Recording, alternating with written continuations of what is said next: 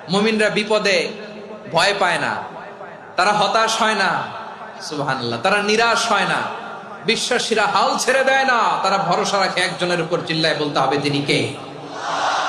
কারণ মুমিন জানে the grief isn't permanent, the test isn't permanent, the struggle in our life isn't permanent. আমাদের জীবনের দুঃখ, কষ্ট, স্ট্রাগল এগুলো পার্মানেন্ট নয়। After every difficulties there is an ease. সব কষ্টের পরেই একটা সুখ আছে না নাই? রব্বুল আলামিন বলেন ফা ইন্না মাআল উসরি ইউসরা, ইন্না মাআল উসরি ইউসরা, ভয় পেও না, চিন্তা করো না, কষ্টের সাথেই আমি রেখে দিয়েছি স্বস্তি। সুবহানাল্লাহ বলেন। মুমিন জীবনে বিপদ যত বেশি, কষ্ট যত বেশি, তার সামনে সফলতা তার চেয়েও বেশি, ঠিক কিনা বলেন?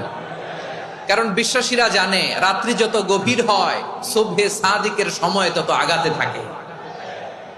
গর্ভবতী নারীর পেটের ব্যথা যত বাড়তে থাকে, ঘরে নতুন মেহমান আগমনের সময় ঘনাতে থাকে। মুমিনদের উপর বিপদ, অত্যাচার, আপদ, পরীক্ষা যত বাড়তে থাকে, কালেমার পতাকা উড্ডয়নের সময় কাছে আসতে থাকে। বিশ্বাসীদের এগুলো হিসাব মিলানো অনেক আগে, এগুলো অনেক আগে হিসাব মিলানো।